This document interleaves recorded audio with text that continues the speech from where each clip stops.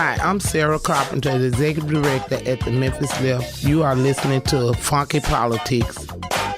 Welcome back to Funky Politics. As promised, I always make a promise, Doc. DC here, No, got Tosha. I try. Some of those promises are not really good, but anyway, I try. Doc, you got that look on your face like you're bewildered. No, I'm bored. Whatever.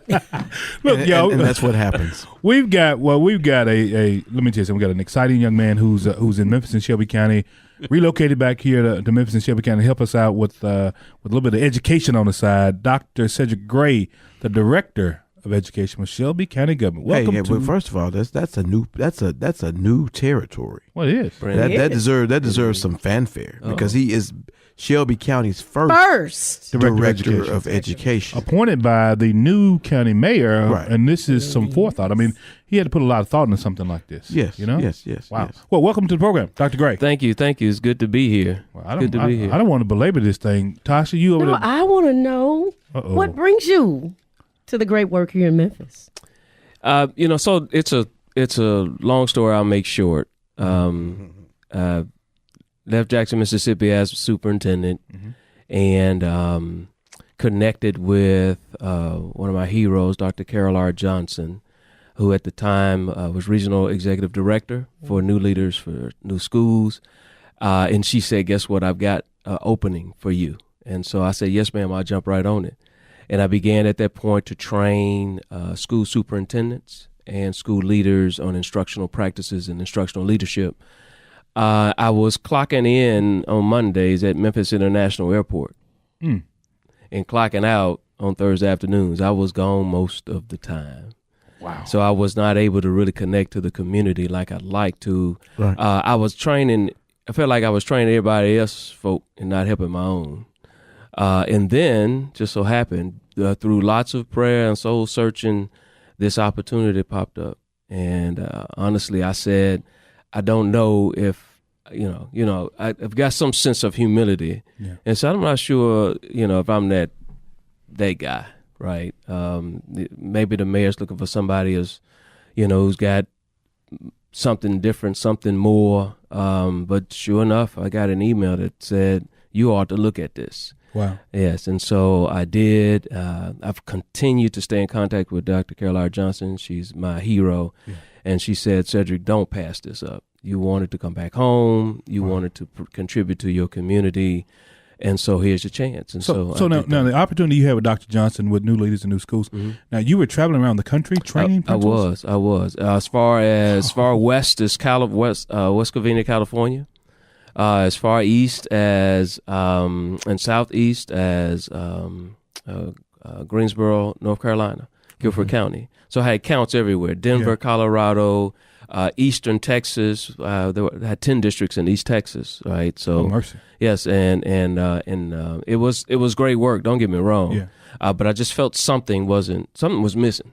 It's probably that flight, Doc, from Memphis to all those different cities. And honestly, the one person who's most excited about me finding my work at home probably was your wife. Was my daughter, then my wife, right? Oh, wow. So she was like, "Oh, Daddy, I'm so glad to have you back." So, but I'm grateful for it. I mean, it really is. It's good to have you back in Memphis. It's good to be back. Back in the western part of Tennessee, the Bluff City, part of the Grand Division. That's it. Director of Education. So I'm curious to know what I was about to say. I think Doc's about that same question. I was about that. Okay, well let's do it like what does it do? What does your job do? Well, see, so so it is, the concept. You understand the concept was, I think, developed from during the mayoral campaign when David Lenore, I think, was positing it as an idea, and Mayor Lee Harris captured that idea and inserted it into his staff as a way to be the communication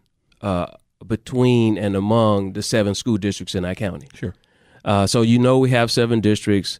What we also know is that rarely do they come together to talk. They don't talk. Right. Never. Right. So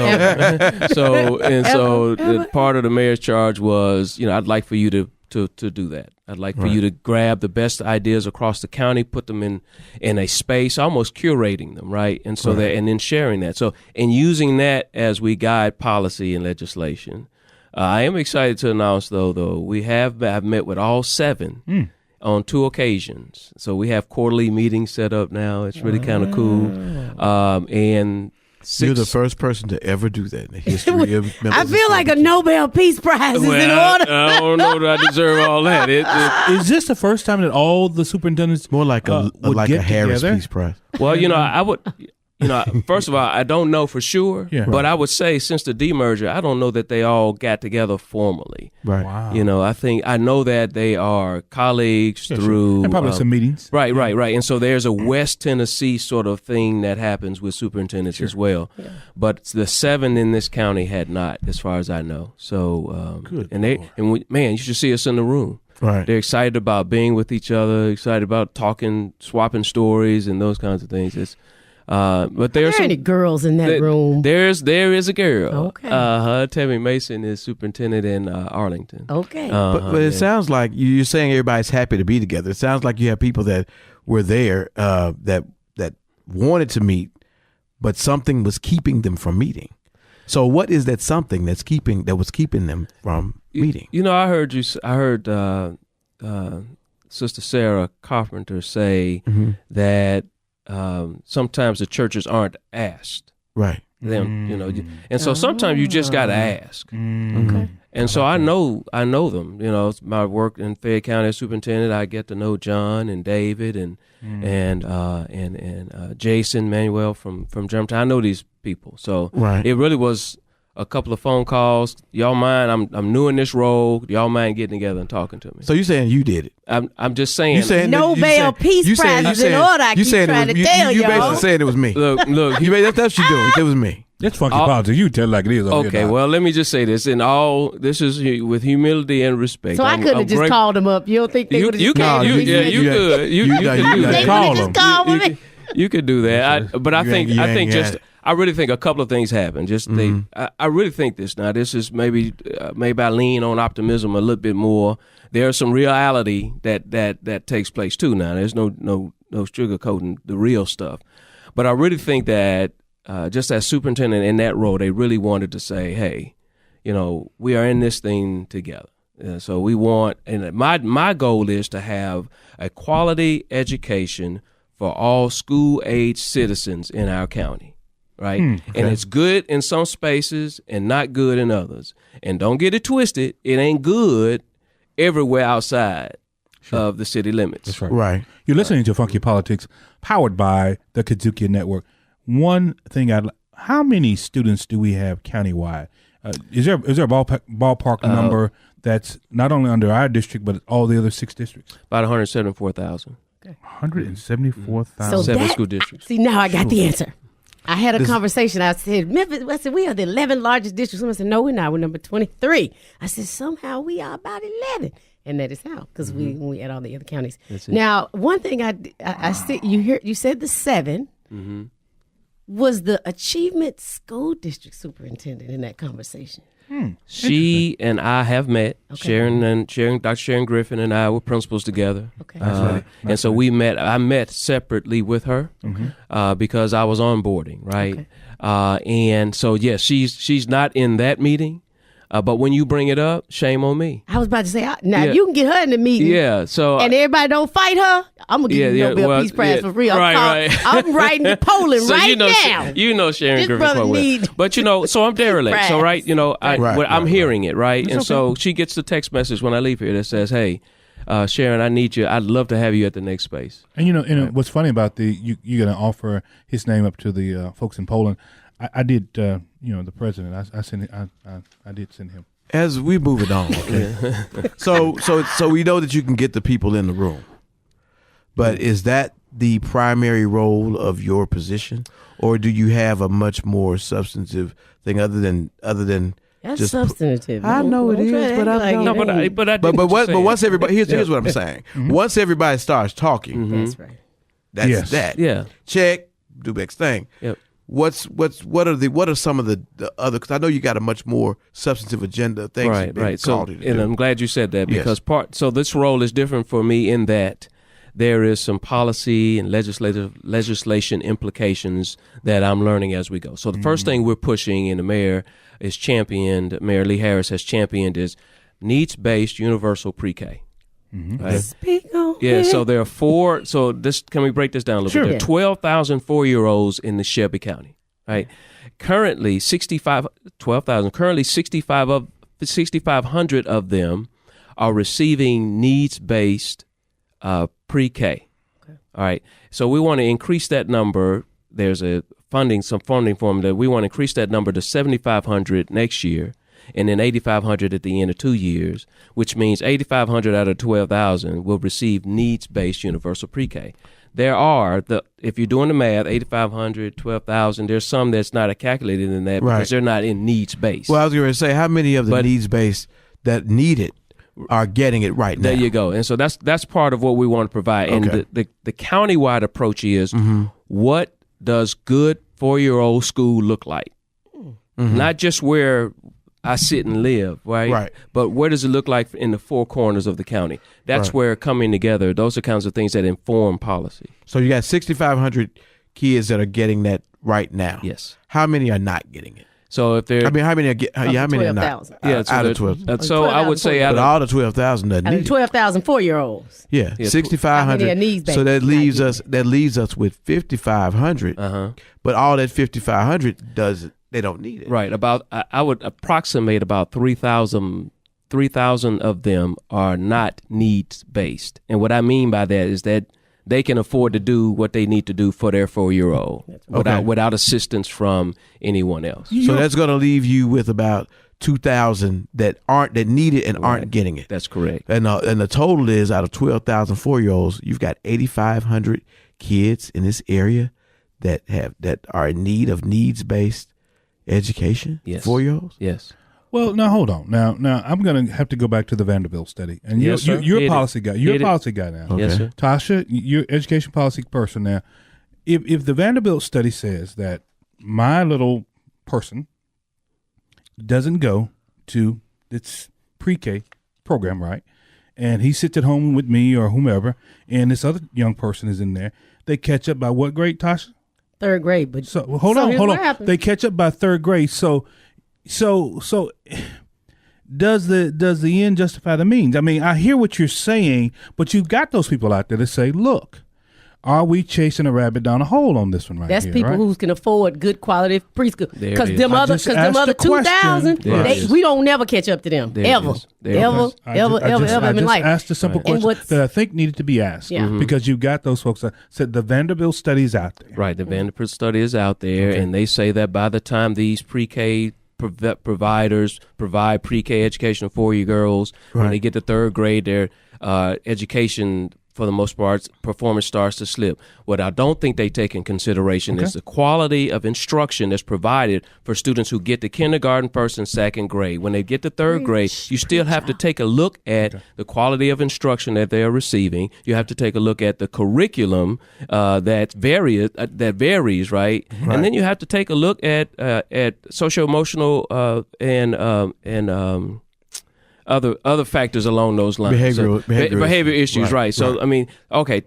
So in this city, after the research I did, now I could stand corrected, but I think I got this right. In this city, we're dealing with a poverty level for school-age children in the city of Memphis. One out of every 2 children, right, are living in poverty. That's 50%. Right, and so Up from in the 40. Shelby County, 1 out of every 3. So it's about 30%, right? And so along with that poverty level, this is the studies that I've read, also comes a level of stress and adverse childhood ACEs. experiences, right? So and so what Vanderbilt did not take into account is those adverse childhood experiences that exist, along with the education that has to be provided, along with the quality of teachers and curriculum. So I'm pushing against just because I'm a teacher and I love this work. I'm pushing against that just a little because I think we have to put all of that in context, in the context of Shelby County and the needs we have here. Okay. I'm good on that. I'm good on that. You know what? You're listening to Funky Politics. We'll be right back with our very good friend, Dr. Cedric Gray, the Director of Education for Shelby County Government. Right here on Funky Politics on the KUDZUKIAN Network.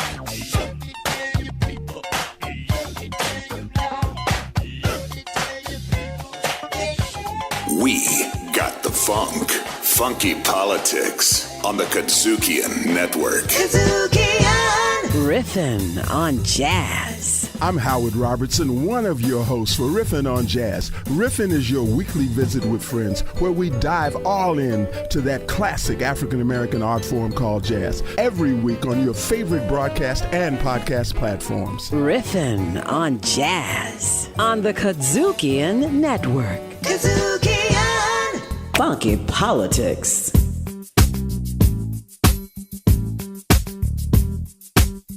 We're back right here on Funky Politics, powered by the KUDZUKIAN Network, DC Doc and Tosha, and we have got in the studio the one and only Dr. Cedric Gray, Director of Education for Shelby County Government. Tasha, you got that smile on your face. I got something on my mind. You got a whopper for I want to say something. Doc, you got your helmet on over there. Look, let me put it on because I see it coming. Boy, I see it coming. I really just want to, you came up through this system, so you know the city and the system, you know some things. Well, if you had a magic wand, you'd wave it. He has one already. You know, he gets the people together. He's got magic wand. What would you do in this new role with this magic wand that could make anything happen to make schools better for children in Shelby County? Unfortunately, there's no one thing. Out of all of my travels and training educators to do this work, I think we got to help principals become really strong instructional leaders. Now, this is just me talking. I'm the educator, right? I'm just talking as an educator. There are social things and political things and financial things that are out there that other people can talk a little bit about. What I can talk about is we have to have buildings that are supported by principals who feel empowered and are knowledgeable about instruction. Back in the day, even when I was a principal, we could walk the hall with a paddle in our waistband. We just keep it on. Right. Yeah, I remember did those days. I did that. Statute of limitations has run out. Yep, you good. You good, Doc. So, but now with accountability where it is and test scores and all of this other stuff, you know, we've got to have principals who know education in the classroom back and forth. And we have to support them in that way. And then the second piece of that is we got to provide the professional development for our teachers. They need it. I have, Ms. Carpenter said something earlier that I thought was profound. I had met a parent who doesn't want what's best for their child. Yeah. That's right. And I have not met a teacher that doesn't want what's best for their students. I don't care what happens. The teachers go into classrooms every day and they want to do what's right by their kids. That's good to hear, Dr. Gray. I'm just telling you. I feel like people just beat up on teachers. They do. They just show up for a check and don't care what happened to these children. You know, and so I'm not saying that some of that don't happen. Okay. What I'm saying is they don't want that to happen. When I was a teacher, I taught at Douglas. My first year, I came face to face with a young man named Justin. I'm new. He and I bumped heads constantly. And now that I can reflect and look back, there are two things I didn't have. I didn't know how to teach what he needed, what he needed. And I didn't know what Justin was going through. Right. So if a teacher has provided those kinds of things, you train them right so they can teach the students and then provide them with an effective, supportive principal. They can build that building and let the principal do the job. And we're not getting that right now, apparently. And I'm not going to say across the board, but I think even if we had to, we hopscotch around, this school here, that may have one, this school has a strong leader, this, you know, and apparently we're not because we have so many indicators, right, Tasha? That is pointing to the since fact you that asked. Yeah, since I asked. Absolutely no, we do not. Okay. But you look at a system, though, that has the numbers of impoverished children like this system does. And it's good to see that Shelby County, Tennessee, who is the source of funding, is stepping up.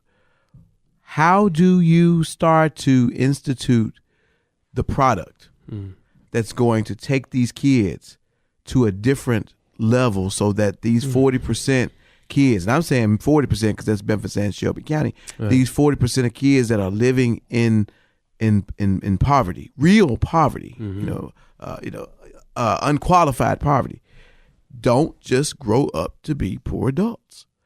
How are we going to use education to break that chain? You got the people talking. That's good. How are we going to move? What's the next step we're going to move in the next direction we're going to move in? Because I see that as something that a person that has command of all the districts has to do, which would be you. Yeah. Well, that is the hardest question to answer in a short time period, because I say it's not just one thing, but I think, quite frankly, I think grown folk had to put their agendas to the side and start to focus on what's really important in our community. Right. And it is our school-age citizens. We have way too many grown folk who have this agenda that they're driving that gets in the way of the education of our young people. Right. Well, let me ask, okay, so you got the grown-ups have to grow up. I like that. But there's another institution out there. Okay. The private sector. Mm-hmm. These are employers. Sure. Okay. Yep. The kid that's at some school in the inner city that's supposed to be low performing and blah, blah, blah, is going to end up probably could end up being your hospital administrator or president at Methodist Hospital, or your corporate exec at Service Master or something like that. How do we ensure that that's an opportunity that's real for them? How do we get the corporate sector involved in trying to invest in these kids now as a potential workforce executive, as opposed to just going out looking for the best and brightest in some other city? Well, let me tell you, an idea we did in Jackson was we incorporated, we had an organization called Alignment Jackson. We borrowed this idea from Alignment Nashville. Okay. And so it was a collaboration between the United Way of the greater Jackson area, the city itself, and the school system. All right. So we began to create high school academies. This is so powerful. This is the way it worked, right? So we went to the Nissan plant in Canton, had to sit down with the folk there. HR director was in there, and I said to the HR director, I said, okay, how do you orient your folk? I mean, when you bring them on board, how long? Well, it's a 12-week program. I said, okay. And so after 12 weeks, what happens? Well, they're on probation for 6 months. I said, what's your retention? She said, about one every 2. So we keep a little bit, and then we lose some. I said, what if you took, instead of 12 weeks, what if you put 6 weeks of that orientation in our high school and let us weave it into curriculum, math, science, social studies, and, whatever is associated with running the Nissan plant. Right. And then so when they leave the high school, they could have an associate's degree, certification. That's right. And then you got ready-made employees that can do everything from stand on the assembly line to be the president and CEO of that company, right? If you've engaged them early enough as high school. So, I mean, that's an idea that I think is really workable. You're listening to Funky Politics, powered by the KUDZUKIAN Network. Go ahead. One of the things that's important, you talked a little bit about earlier, is about the policy universe. So I just left Nashville, drove like crazy to get here. Always tend to be a little frustrated. Again, take that magic wand you have and think about what policies could make your work and the work with these 7, 8 superintendents feasible to really make a difference for kids. Okay, so one thing that we desperately need is a review of the basic education BEP formula. We need some more money. You got to have some money. You got to have some money. There's no doubt about it. I mean, everybody knows that. I mean, even those who deny it can't deny that it's going to cost more to teach little Cedric in Binghamton, which is where I'm from, to someone who is more affluent in another area. So I think that we have to take, if I were going to waive that policy one, that's what it would be, is to take a deep dive look into that. I think the other part really relates to creating additional pathways for graduation from high school. That's aside from just traditional one, right? And so that includes what we talked about, right? So the attainment of certifications, the apprenticeships and internships that can be born out of that, because little Cedric he was going to graduate from high school, but he still wasn't interested in college. He would rather, because his dad was this and his dad was, he would rather follow in his dad's footsteps and quite frankly become the CEO of an HVAC company in the city of Memphis, right? Which means well, you know, Dr. Gray, you said something here that made a little sense to me, and I want to know, and I think Ms. Carpenter, we kind of played around with the fact she said that people these teachers and administrators need to understand that they work for the parent. Basically, that child is there. If he wasn't or she wasn't there, you, Tom, Tucker, nobody else would be getting paid, right? Have we tried to, and I think I've heard this somewhere before, have we tried almost like an opportunity zone? Let's say we know that this sector of schools is underperforming, right? Have we tried saying we're going to throw a lot of resources at this, and we're going to set up and say, hey, look, zone 3, we're going to pay every teacher there and more than we pay anybody else in the district, and we're going to require a lot more of the parents and students in terms of, and I'm thinking maybe a little bit of eyes on, a little bit more of ASD, but we're going to require a lot more of the parents. We're going to take about 200 days of instruction versus a 102 now, or whatever the number is. Have we tried anything like that? Would that be too radical to say that maybe even doubling Tosha's salary as a teacher? But I need you to stay here with me. I need you to help me bring this neighborhood up. And the only way I'm gonna be able to get that to happen is that you stay with me for at least, I don't know, maybe 5, 6, 7, 8 years, maybe 10 years, at least through a generation. No, quite frankly, it's not radical. I think that, I mean, it is in the concept that it may not exist in this area now, but it exists other places in the country. National Board Certified Teachers receive additional funding because they become nationally board certified, right? So it's a process you go through, you become an expert teacher, right? What I have seen in a couple of places is you fill a school full of these national board certified teachers and you pay them the stipend that they receive, but above that, and I've seen as much as an additional $25,000. Yes. 75% of the school is nationally board certified teachers. Now, these are expert teachers, right? And so they drive this instructional agenda to such a space that the students who come in can't fail because they're being taught by master's teachers. And then this might be radical. Then you tie that to the performance. Right.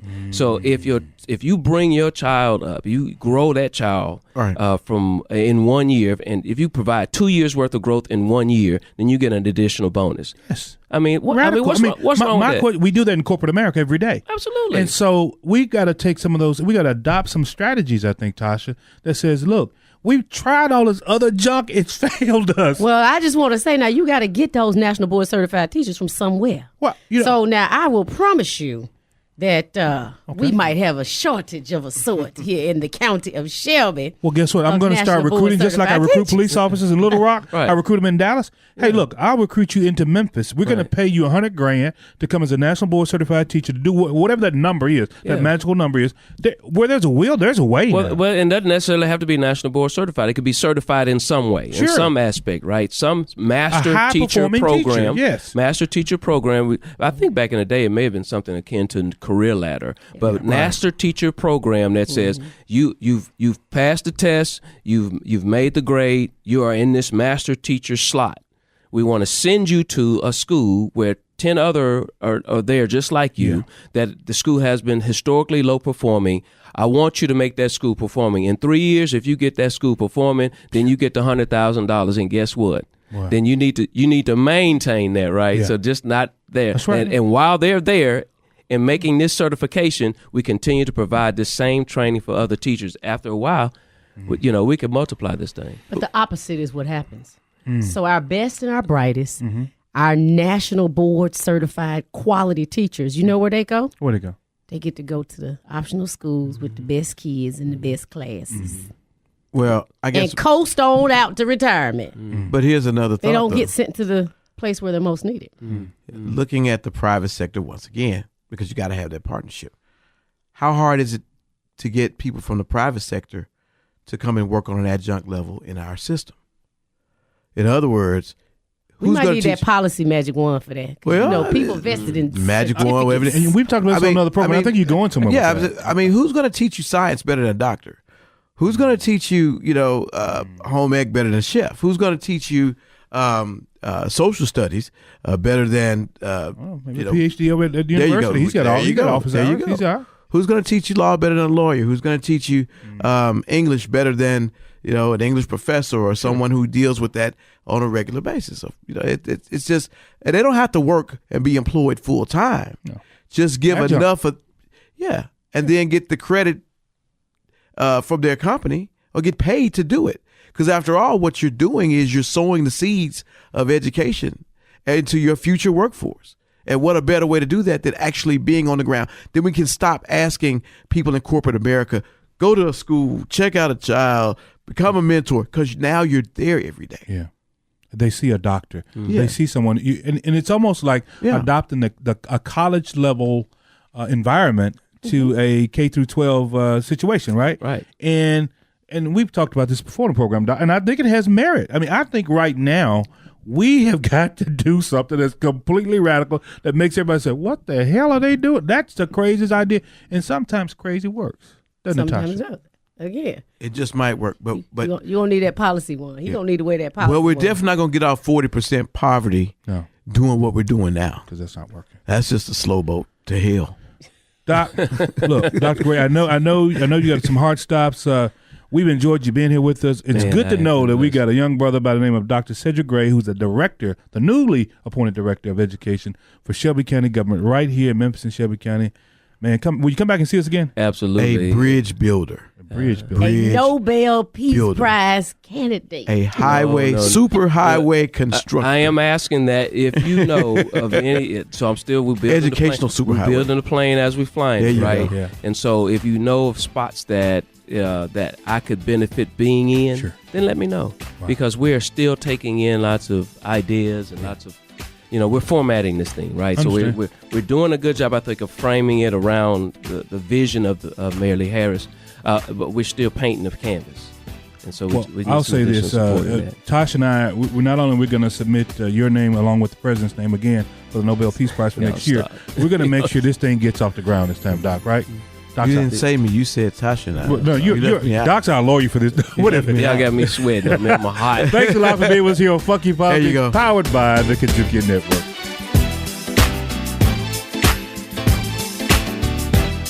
We got the funk. Funky Politics on the KUDZUKIAN Network. Hey, I'm Williams Brack, co-host of Grind Set.